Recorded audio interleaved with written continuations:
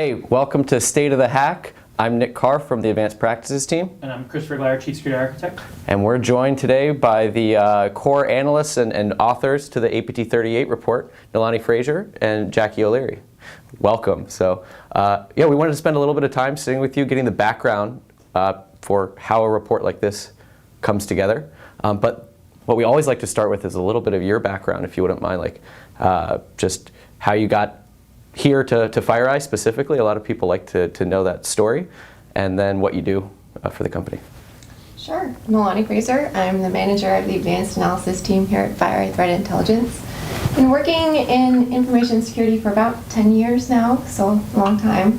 Started out doing incident response, security operations for Department of Homeland Security. And then I came over to Mandiant about 7 years ago. Nice. I think we worked together, but we never met. So yeah. And I'm Jackie. I'm a senior analyst on Alani's team. I've been with FireEye for about 3 years. Prior to that, I was with the FBI. Awesome. Nice. Do you guys want to get right into the report? Hopefully people have had a chance to read some of it, but I know we had a few things we wanted to deep dive on. Sure. So for those not familiar, APT38 is a group that we just upgraded. How long have we been tracking 38? 38's from North Korea, by the way. How long have we been tracking them? Since 2014. Okay. And I thought from the report was kind of interesting is like normally we break down groups into either like what we call like financial groups or like Fin1 or Fin7 or whatever, and then APT groups, which are more nation state. Like what makes this one unique in terms of 38 and how they kind of cross? Yeah, so this is really the first time that we've seen a cybercrime group really funding a regime. So we had a lot of talks on, is this a Fin group, is this an APT group? But ultimately we decided to go with APT group because of its connections to North Korean cyber operations. So the pieces there were that like who was behind it was the determining factor as to which way, not necessarily what their motivation was? Yes, okay. Exactly. And also, how they operated within the environment. So they're very tactical. They take their time. We've seen them operate in environments for up to 2 years before actually stealing the money. Okay. And so for those not familiar, or with this particular group was the one responsible for many of the headlines you've heard for a lot of the SWIFT-based wire transfer, like large money cash outs from different either banks or central banks or other things. Yeah, and I guess we have a lot of incident response experience with this group, so you guys have a lot of frontline data to work with and hands-on stuff, which is why I think the report was so detailed and so much about the malware that was used. How long have we been working on like getting this? Like, is it like last week since the DOJ complaint? How did that work on our side? No, so we've been tracking this group for a really long time, right? So we have our incident responders who work the front lines. They're gathering data from their engagements, and we collect that data as it comes in. And we have a separate team who actually triages that data, and they do attribution as it comes in. And then our team goes in and says, okay, are these all clusters of activity? Are they related? What's the motivation here? Can we build a better picture of the activity? And so really, we've been working on this for about 8 months now. Okay. In terms of like upgrading from, a cluster of activity or an uncategorized group that we would call it internally to a formally named group. Yeah. Yeah. Okay. It's definitely an after action just because some of our other teams don't have the time to dedicate to loop back around to those clusters and determine if they are related. So we're kind of working in conjunction with a lot of other teams. So as Nalani mentioned, and then also our espionage team. So we're just revisiting that activity and seeing, okay, do we think these groups are related, and how can we drill down to get more information to determine that? So we also spoke recently with the Flare guys, with Mike Bailey and Tom Bennett, who they've analyzed a bunch of CarbonX samples, and then they had the opportunity to analyze the source code and see like how many of those assumptions were correct. So for you guys, it's kind of interesting. The DOJ thing comes out, so you're like full speed already working on upgrading this to APT38. Yeah. Was there any surprises in it, or was there anything that like felt awesome that you already kind of had, or? I mean, what did that look like? It was majorly different in terms of like they had some access to information or that we just don't have insider visibility into. Sure, yeah, it's definitely a visibility issue. So, the Department of Justice has visibility into things that we definitely don't have. So it was nice to see kind of the whole picture, right? So they had insight into operator activity, insight into infrastructure that was accessing some of the domains that we've been tracking for a really long time. So that really helped with the attribution piece. And then some persona connections, obviously, that were built out in the complaint. I mean, it was also just a lengthy complaint. I think it was 179 pages. So That's probably fun when people are asking you it was to a- write this 38 report and then this thing comes out where it's like, this is helpful, Yeah. but this is a lot. Yeah. Definitely was a few days of just like digging down deep, and because there was a lot of activity discussed, and there were multiple compromises, a lot of different usernames and accounts. So it was really for us just kind of making sure we understood all of it first. Yeah, we had multiple teams looking at this 179 God, complaint. yeah. Yes. Pouring over it, yeah, and triaging it. So. So in the report, we actually talk about kind of, each country runs their cyber operations very differently, right? Some countries have like very distinct lines between like different teams, and some have more blended or in some cases confusing. Like Iran, I know there's a lot of like very confusing between the different threat actors, and even moving between them from tools. I thought this one was interesting because we walked through 38 and then temperaments and the others where so maybe if you want to walk through for the audience kind of what some of the differences between the different North Korean threat actors that we track, and kind of what their focuses tended to be that we're, I guess, clustering together. Yeah, sure. I think that's been one of the major hurdles with looking at North Korean cyber operations, right? Because there's a lot of shared similarities in terms of the malware that they use. So a lot of times other operations will group that activity together, right? So a lot of other companies refer to this activity as Lazarus, right? And that So like one umbrella, so like Lazarus would encompass all of the activity. Right, and yeah, that term really came about around 2014 when analysts were trying to get a better picture of what are the tools and infrastructure related to Sony and the destructive attack there.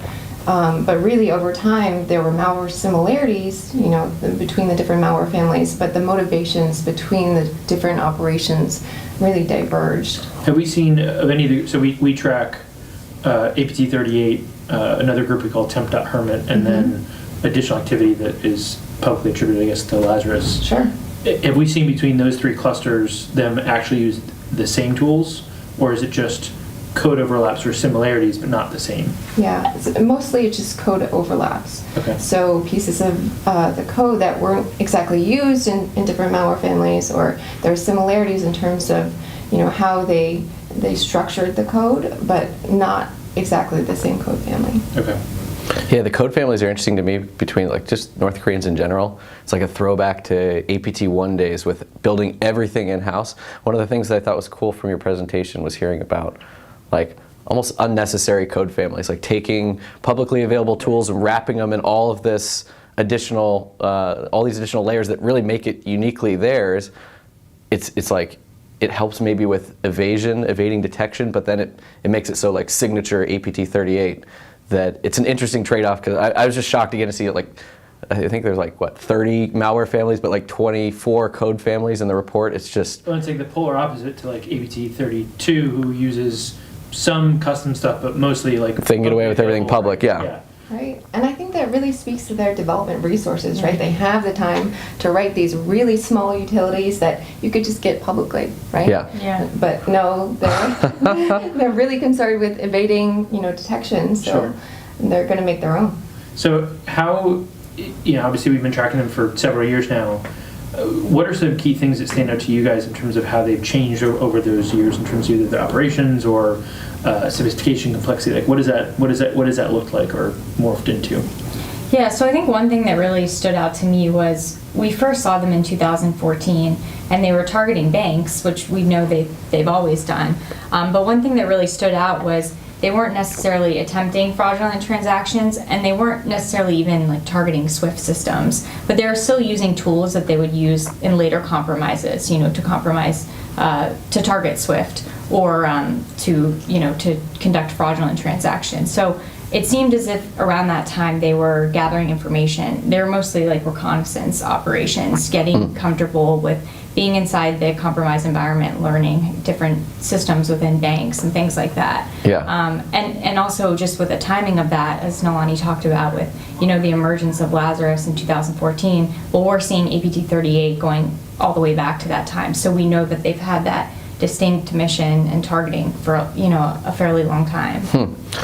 One of my favorite parts from your talk was hearing about how from Chris DiGiamo, who is also with you, who responded to a lot of the activity, like watching that swift recon, how they got in and like watched who had access to which systems, and in some cases left those files around, and so the IR team came in and used those files to identify, like, to already do the swift recon, to know who to reach out to, because I guess the organizations don't always know who all's accessing Swift. Right? Yeah, but the attackers basically helped them identify, the attackers identified it, helped responders identify it.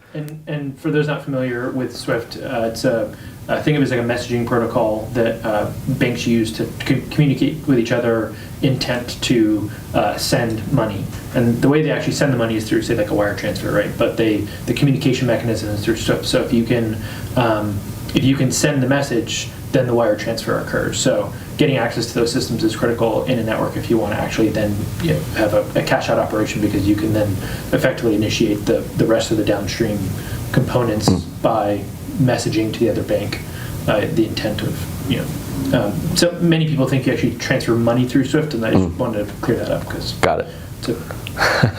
No, I deal with this all the time. Yeah. So what about victimology, or like overall impact that the group had? Like what's your feel for what we have confirmed, what you suspect, with like how successful was this team? How many places have they hit? Yeah, so we know that just based on our data that it's at least 16 organizations in at least 11 different countries. But really, I think that's just the tip of the iceberg, right? Yeah. Because we know based on their malware and some of the watering holes that they'd set up whitelists that basically said, okay, if you're from this bank, we'll let you download the payload that's associated with, right? But in terms how large were those whitelists generally? Like they dozens were really and dozens? Yeah, they're pretty. I mean, it's definitely regions that we haven't had confirmed targeting yet, but it just shows. I mean, they're a very international group. We get a lot of questions about, are they clustered in one area, and we've definitely seen that. But I mean, they really have an international focus. Yes, and they were like, from those whitelists, were there any countries that they seemingly excluded or didn't target? North Korea. Fair. I just didn't know if they excluded, say, like banks in like England, for example, No, or France, no, or it's in very the US. geographically Yeah. diverse. Okay. Yeah. And there were like hundreds of different banks on those lists. So. Yeah. North Korea making friends everywhere, I suppose. Right.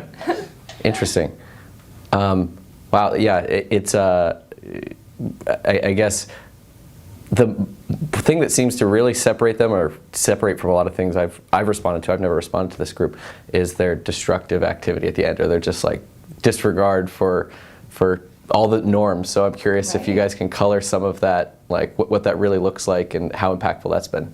Yeah, I mean, in terms of APT activity, that's really not normal.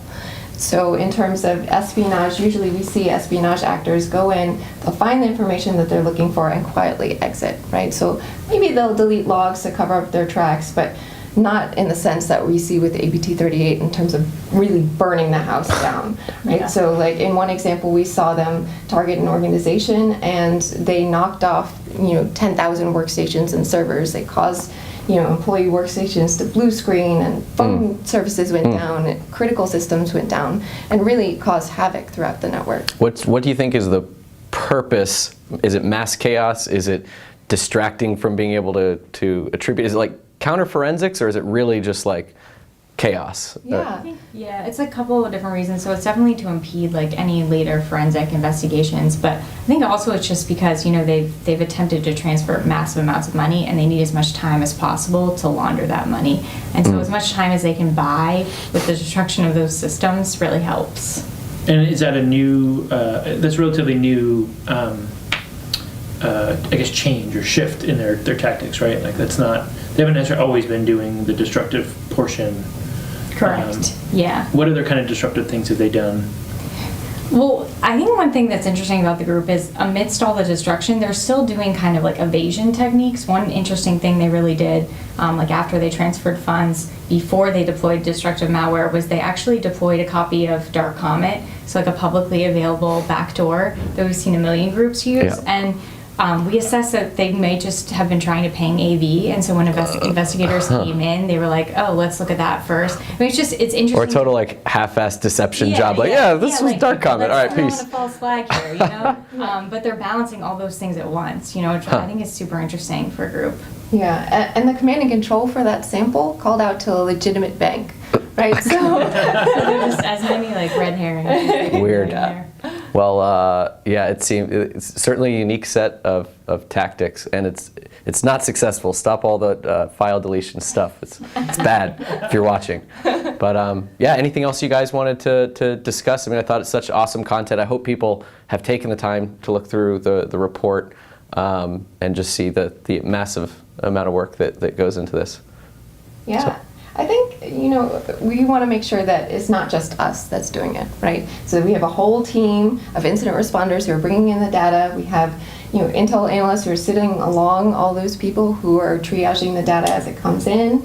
And we have our espionage team that's looking at espionage events globally. And then we're just looking at, kind of the entire picture, right? So it's a team effort for sure. Yeah, Nice. most definitely. The a couple of things on the I guess the indictment, at least in the criminal complaint, the individual they identified, I think they had like a joint venture in northeast China, straddling the border of China and Korea, and he was operating from there, or at least kind of crossover between the two. So. And they leased IP NetBlock from a Chinese company as well, right? Yes, correct. Huh. Yeah. I thought it was interesting that like where they're actually operating from is interesting, and but I'm sure we'll never know. But like, is China? Do they know what's going on? Are they kind of turning a blind eye? Is it? I'm sure we can speculate all day, but It's a really good political question. but yeah, I'm sure recently as more sanctions and other things have come on, they've probably been a little more apt to just kind of ignore it and Apt. Yeah. APT. Nice. Well, thank you for coming on, and hopefully we'll talk to you guys when we have APT39 or APTX. 'Cause we won't reveal their name yet, but it's going to be 39. Yeah, thank you for Thanks having for us. having us. All right. Cheers. Cheers.